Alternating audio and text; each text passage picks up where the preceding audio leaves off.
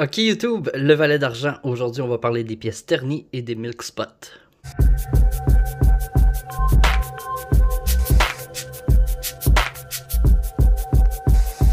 Salut tout le monde, j'espère que vous allez bien. Donc, si vous aimez les vidéos à propos des métaux précieux, je vous invite à aimer et vous abonner à cette chaîne.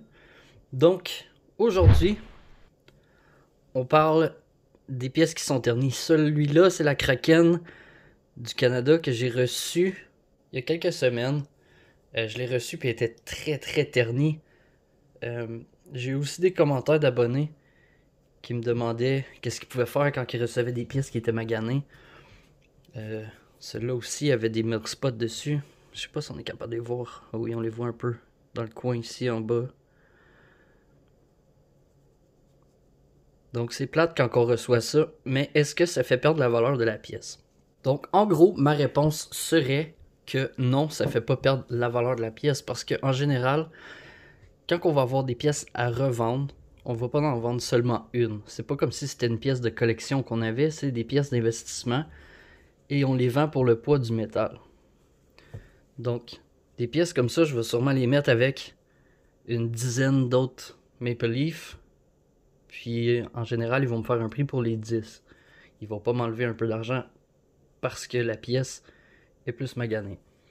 Puis, dans un sens, elle est pas maganée non plus, c'est les milk spots, malheureusement, c'est très fréquent pour les Maple Leaf, mais comme vous pouvez voir, ça arrive sur d'autres pièces aussi. C'est pendant la fabrication des pièces, au début, c'est des plaquettes, il n'y a pas de dessin d'imprimé dessus, puis ils vont les nettoyer. Puis le produit qu'ils utilisent pour les nettoyer, des fois, ils rincent pas bien. Puis après, ils chauffent les pièces, puis ils font les impressions pour les pièces. Puis ça sort pas nécessairement tout de suite les milk spots. Ça peut prendre des semaines, ça peut prendre des années. Qu'est-ce qui est plate, c'est quand c'est dans des pièces de collection qu'on met dans des slabs, on les fait grader. Mais après une couple d'années, les milk spots peuvent sortir. Puis là, on va perdre beaucoup de valeur parce que, en général, les pièces de collection, on va vendre cette pièce-là seulement. Le monde va vouloir que la pièce soit parfaite, en parfaite condition. Donc, pour des pièces d'investissement comme ça, qu'il y ait des graffinures un peu quand on les reçoit, qu'il y ait des milk spots, je dirais que ça change pas beaucoup pour le prix, sauf si vous allez vendre seulement cette pièce-là.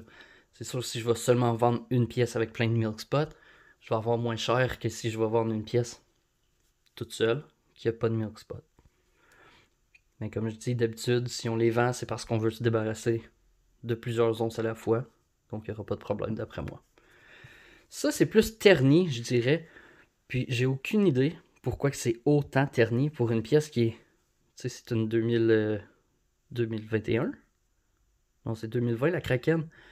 Mais ça fait pas longtemps que je l'ai reçue quand même. Une pièce qui a 1 an, qui a seulement un côté qui est aussi terni. Donnez-moi votre avis sur ça.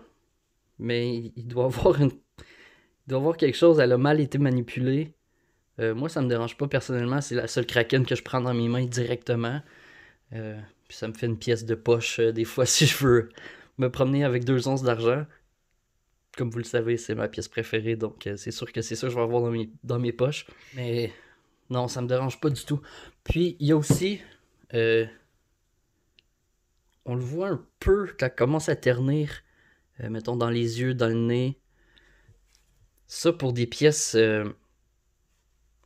qui sont coulées à la main, je trouve que c'est plus beau, terni. Donc ça non plus, ça me dérange pas du tout. S'il y aurait du monde qui me vendrait ça, je les achèterais qu'ils soient ternis ou pas. Je veux quand même qu'ils soient couleur métal. Là. S'ils deviennent noir, ça m'intéresserait moins.